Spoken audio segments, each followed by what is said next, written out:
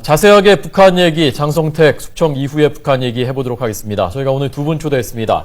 한 분은 김일성의 이종사촌 동생인 강성산 전 북한 전 총리, 북한의 권부의 핵심 중에 핵심에 있었던 사람입니다. 이 강성산의 사위였던 강명도 교수 한 분 초대했고요. 그리고 우리의 청와대 경호실 격입니다. 북한 호위사령부 출신인 이윤걸 북한 전략정보서비스센터 소장 두 분 초대했는데, 자, 우선 이윤걸 소장님이 나오셨고요. 잠시 뒤에 강명도 교수가 도착할 예정입니다. 먼저 얘기 좀 하고 있겠습니다. 어서 오십시오. 네, 안녕하십니까.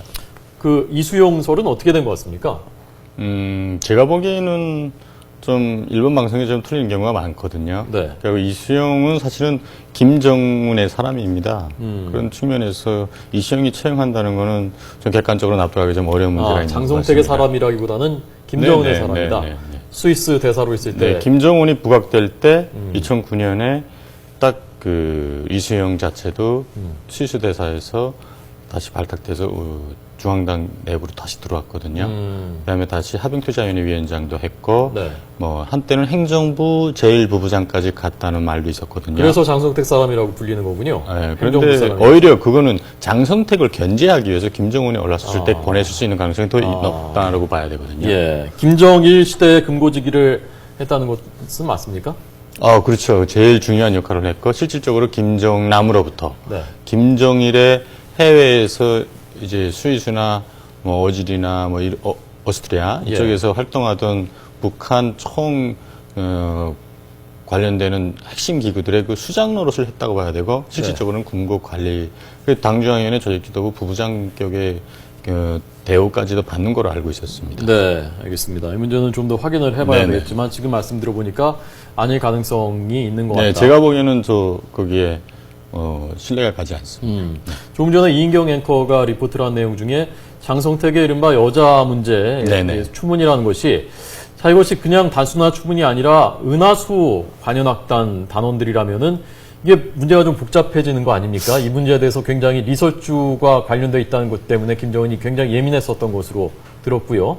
어떻게 보십니까? 제가 보기에는 그게 신빙성이 거의 없다고. 왜냐하면 네. 뭐 장성택이 뭐 소개했다, 뭐 어쨌다 그러는 말도 있고 한데, 문제는 지금 이설주 자체는 김정은과 이설주는 수령으로서 같은 동격으로 봐야 됩니다. 사실은. 네. 왜냐하면 북한 내부에서는 결혼하는 순간부터 일단 갈라지기 전까지는 같은 거로 봐야 되는 거고, 그 다음에 만약에 장성택이 뭐 추천했다고 해서, 소개했다고 해서 이설주가 관계되어 있고, 또 이설주가 이 문제로 인해 가지고 뭐 여러 가타부타 말이 있다고 하는 것 자체는, 다른 우리 지금 말하면 꼬리 자르기 해서라도 능히 가능한 문제고, 네. 실질적으로 이설주가 여기에 실질적으로 관여돼 있다 해도 이것이 우리 정도까지 나온다는 것 자체도 내가 보기에는 어떠한 통로를 해서 며칠 사이에 그렇게 장성택이 어떻게 되는가지도 잘 모르겠다. 국정원 자체가 통보한 다음에 다 알게 되는 건데, 그러한 중요 사안 같은 것이 어떻게 알게 된지는 저도 잘 이해가 안 가는 문제고. 이게 뭐 철회장막이라고 하는데 여러 가지 얘기들이 흘러나오고 있지 않습니까? 이 얘기들이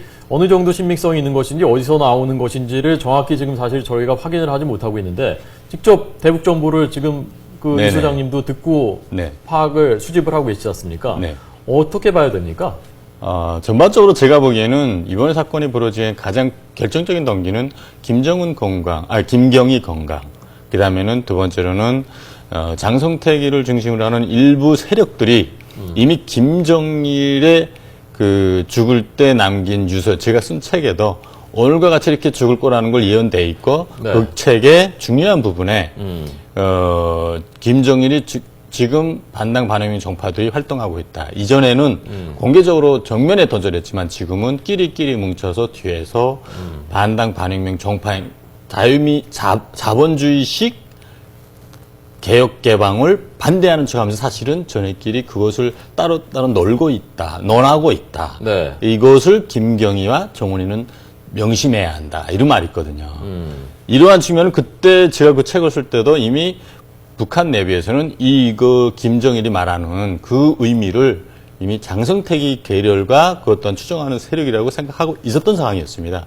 단지 제가 그 책을 안 썼지만 그러한 여러 가지 증거들로 해서 장성택이는 저는 지금처럼 이렇게 갈 것이라고 이미 생각했던 거고, 또 그렇게 책을 썼는데 실질적으로 그렇게 가고, 단지 그럼 왜 지금이냐?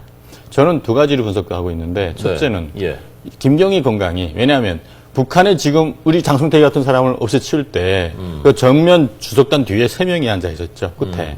이런 사람이 당정인의 조직 지도부 사람들입니다. 네. 실제 북한의 모든 최고위급으로부터 고위급 간부들 있지 않습니까? 그 사람들의 간부들의 인사권을 조직 지도부에서만 관할하게 되어 있습니다. 네. 조직 지도부에서 관할한다는 건 뭔 말해주는가 하면 이때 나온 사람들이 그만큼 영향이 있다는 걸 뒤에 우정도 보여주는 상황이고 예. 이 사람들이 바로 장성택 같은 사람들을 이랬딱 저랬딱 할 수 있다는 소리인데 예. 그걸 바로 김경희가 뒤에서 조장했다는 거죠. 근데 김경희가 못 나왔습니다. 네. 북한에서는 본인 당사자인 것, 다시 장인이냐 자기 친척인 경우에는 본인이 못 나옵니다. 근데 그렇게 못 나오면 김정은도 나오지 말아야 되는데 그렇지는 않거든요. 김경희는 분명히 나올 수 있음에도 불구하고 건강이 허락치 않아서 못 나왔다고 저는 보고 있습니다. 네. 그렇기 때문에 지금 이러한 사건이 이루어지는 결정적으로 김경희 건강이 문제고 두 번째로는 사실은 장성택 세력이 사실은 최근에 북한이 지금 김정일로부터 김정은에 넘어와서 가장 중요한 통치 수단 중에서 가장 핵심적인 게 뭐냐면 자금 문제입니다. 예. 지금 그 자금 문제가 장성택하고 연결됐을 가능성이 있는 거로 지금 추적되고 있습니다. 네. 그렇기 때문에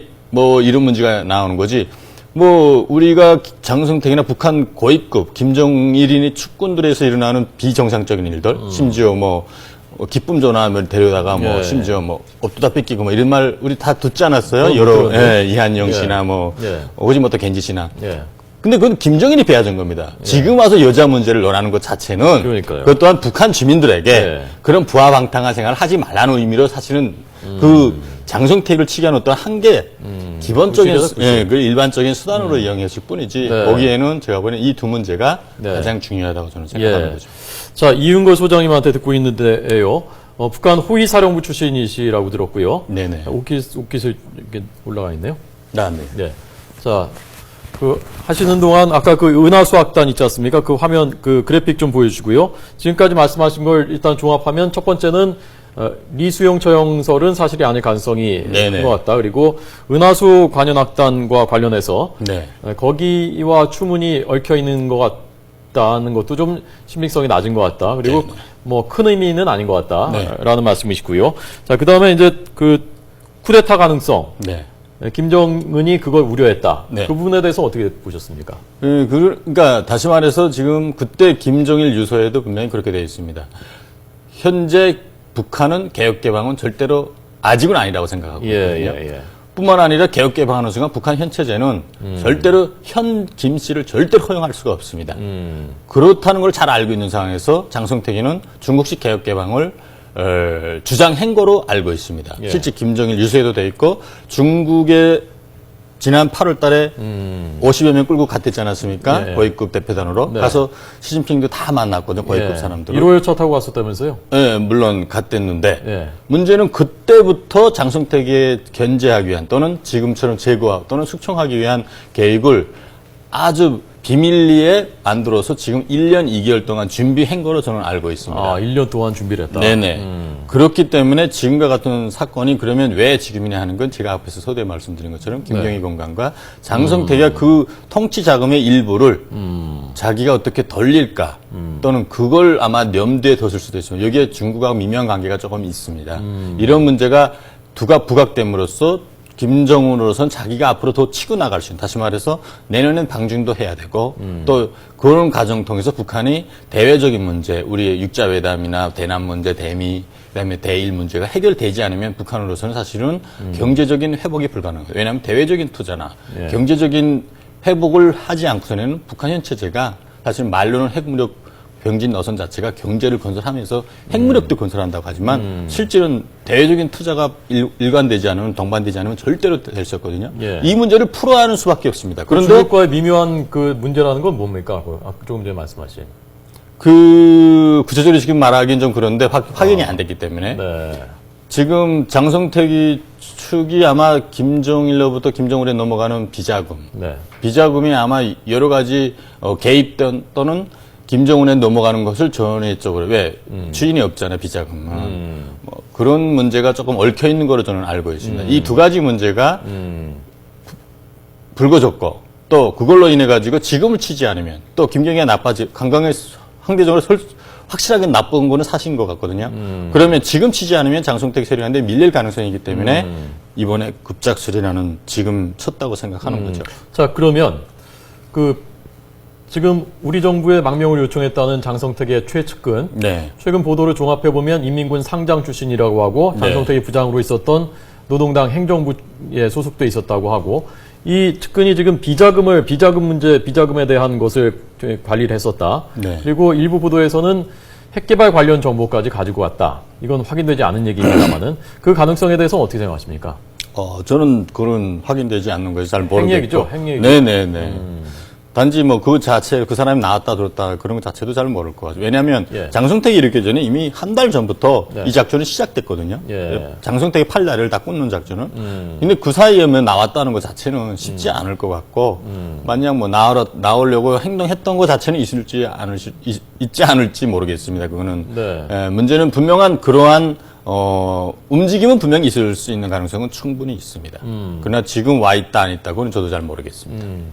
이 장성택 일당에 대해서 역적이라는 표현을 네네. 북한이 썼더라고요. 그리고 그 뒤에 보니까 혁명의 신념을 잃어버린, 자, 그 내용 좀 한번 보여주시고요. 혁명의 신념을 잃어버린 이런 자들에게는 죽음뿐이다.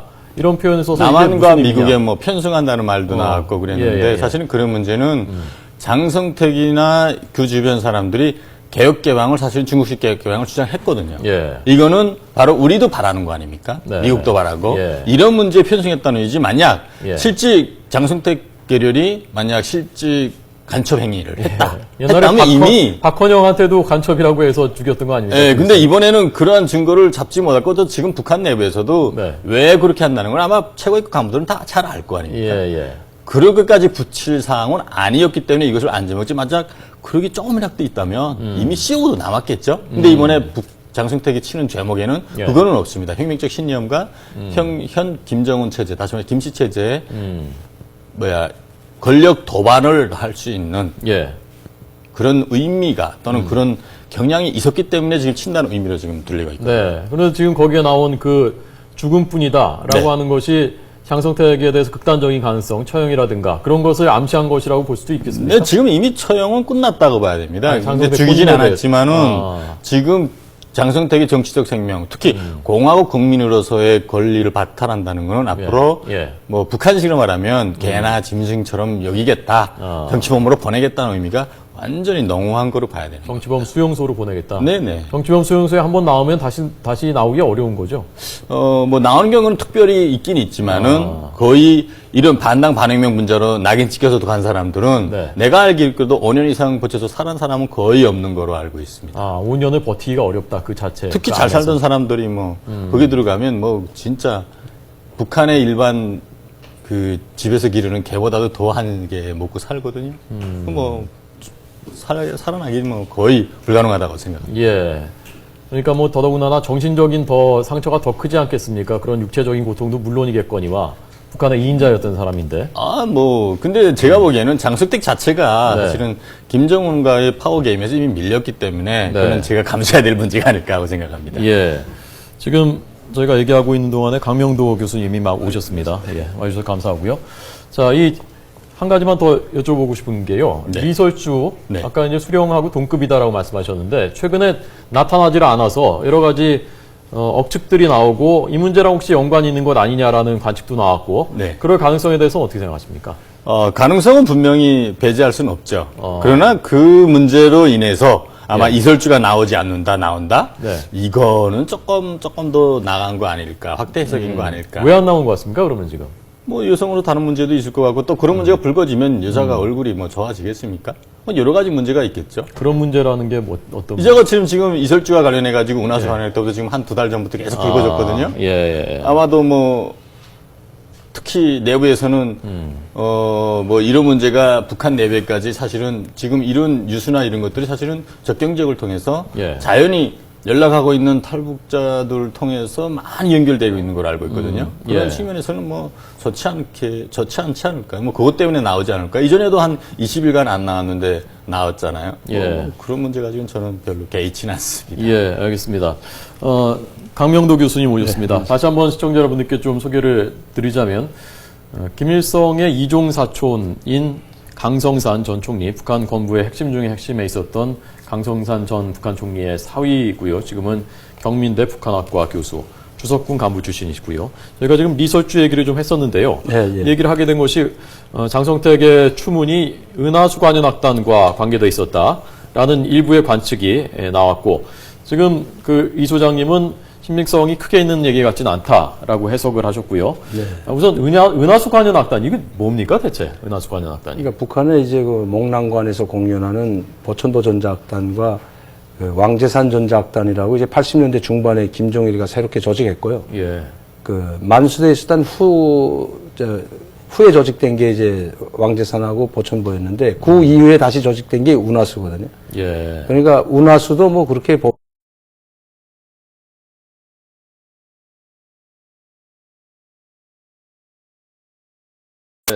추문 가능성. 추문 그건 뭐 물론 뭐 추문 가능성도 있고 뭐 그게 뭐 로얄 패밀리 계층이니까 뭐 연관은 될 수 있는데 그렇다고 해서 이설주하고 직접 연관됐다고 뭐 단정짓기는 힘들 것 같아요. 왜냐하면 지금 한가 뭐 언론 매스컴에서 나오는 거 보면 장성택이가 이설주를 뭐 김정은이한테 소개했다 하는데 아니 김정일이가 그때 다 살아 있을 때인데 뭐 장성택이가 그 부디 뭐 딱 소개해야 되나 뭐 장성택이가 운하수 관현악단을 관리했던 건 아니거든요. 같이 이제 뭐 김정일이나 김정은, 장성택 이런 사람들이 뭐 술 먹고 놀다든지 아니면 간부들과 함께 공연 관람할 때 공연했던 사람들이 운하수입니다. 운하수 관현악단인데 거기 나오는 노래하는 여자를 과연 최고 지도자감으로 돼 있는 김정은이한테 소개했겠냐. 그건 소개보다도 아마 김정은이가 그 공연을 보면서 아마 그 중에서 자기가 마음에 드니까 좀 찍었는지도 모르죠. 저는 그렇게 보거든요. 자, 이런 흘러나오는 얘기들이 사실은 지금 뭐 정확하게 확인하기가 어려운 부분, 그런 측면들이 그렇죠. 많이 있죠. 자, 이 김정남과 김한솔에 대해서 어제 한 방송사가 그 파리에 유학 중이지 않습니까? 김한솔이. 그러니까 김정남의 아들이죠. 가서 이제 촬영을 했는데, 이 김정남과 김한솔은 앞으로 어떻게 될 것인가, 이 부분에 대해서도 많은 분들이 좀 주목을 하고 있거든요. 어떻게 생각하십니까? 한 2년 전을 한번 돌이켜보면 좀 잘할 것 같아요. 그 전에 김정은이가 등장했을 때 김정은이 3대 했으면 안 된다고 강력하게 비판하고 다녔거든요. 그러다 그 이야기가 뭐 핀란드 이제 기자와 인터뷰 이후에 싹 없어졌어요. 누구도 김한솔이나 김정남이를 못 만나요. 아사히 신문사도 그렇고 이제 아사히 그 기자들이 많이 만나고 일본 기자들 쪽에서 많이 만났는데 강력하게 북한을 비판하던 김정남이 김한솔이 자취를 감췄거든요. 그건 뭐라냐면 벌써 북한에서 강력한 경고 메시지를 보냈다는 거죠. 김정남이한테. 그리고 이번에 파리에 왔을 때도 언론 취재를 하려고 했는데 못했습니다. 김한솔이 아무 말도 안 했거든요.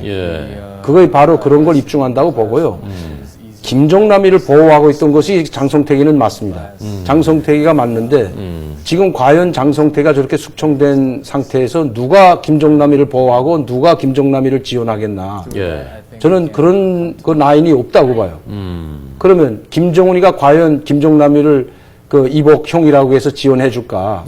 저는 그건 불가능하다고 보고 아마 조만간에 나는 김정남이는 미국이든 어느 제3국이든 망명할 것 같습니다. 저는 그렇게 봅니다. 아, 망명할 가능성이 높다. 망명할 가능성이 상당히 높을 것 같습니다. 신변의 위협을 느끼기 때문에. 그렇죠. 자체 위협을 이미 신변 위협을 느꼈으니까 이제 언론 인터뷰 그렇게 많이 나가던 언론 인터뷰를 딱 안 하고 지금 잠적해 버렸거든요. 이 소장님은 김정남이 망명을 신청할 가능성이 있다고 보십니까? 네, 뭐 장래는 될 가능성이 있고 지금 당장은 아직까지는 김정남이가 추이를 지켜볼 것 같고, 중요하게는 김정일이 남긴 유서에 정남이를 잘 돌보라는 김정일의 말이 있습니다. 근데 그것도 실제로는 확실히 확인된 겁니까? 그때 뭐 진위 여부가 정확히 확인되지는 않았다고. 우리나라 뭐 언론 몇 개에서는 실은 거고 뭐 저는 뭐 그걸 내가 본인이 쓴 사람은 뭐 근데 현실적으로 거기에서 나은 대로 지금 흐르고 있거든요. 제가 그 책에 그걸 분석해서 썼는데 장성택이는 분명히 이런 식으로 앞으로 김경이 없어지기 전에 또는 동시에 같이 사라질 것이라고 역사 정보돼 있어. 그런데 그것이 바로 지금과 같은 결과를 실질적으로 보여주고 그 자체를 제가 어떻게 설명하기는 좀 그렇고 제가 가져간 사람 어떻게 가져왔다고 정확히 여기서 공개적으로 말할 상황도 아닌 거고 뭐 특히 그러한 측면에서 본다면 사실은 장성택을 필두로 김경희가 뒤에서 뭐 내세졌죠. 아마 김정일이가 그런 말을 한 것은 사실은 김정은이가 앞으로 일단 실권을 지웠으니까 아버지로서는 배다른 자식도 사실은 자식입니다. 그런 측면에서 좀 잘 지내라는 의미로 분명히 말했는데 김정은이 어떻게 할지는 그 누구도 담보할 수는 없죠. 근데 장성택 친고모부 같이 살던 어제 한두 달 전만 해도 같이 다니던 사람을 저렇게 치는 정도인데 예. 아닌 게 아니라 김정남의 운명은 뭐 어떻게 될지는 그 누구도 담보할 수 없는 상황. 예. 김정은에 대한 호칭이 위대한 영도자로 바뀌었다고 하지 않습니까? 자, 그 호칭이 어떻게 바뀌었는지 좀 보여드리고요. 자, 이것이 어떤 의미가 있는지, 이 호칭이 이렇게 변한 것이 어떤 의미가 있는지, 그리고 이 시점에서 이렇게 호칭을 변경한 것이 또 어떤 함의가 있는지 교수님 어떻게 생각하십니까? 그거는 이제 북한의 최고 지도자가 되면 반복해서는 않습니다, 그거를. 그러니까 그 말은 뭐라냐면 김일성이를 위대한 수령님이라고 했는데 예. 위대한 수령님께서는 언제나 우리와 함께 살아계신다 하면 항상 김일성을 염두에 둔 거지 김정일을 이야기하는 건 아니거든요. 이름을 안 붙여도 그건 북한 사람들이나 해외 사람들이 다 압니다. 위대한 수령님 하면 김일성을 호칭한다는 거. 예. 그 다음에 김정일한테 붙인 호칭이 위대한 지도자, 친애하는 지도자거든요.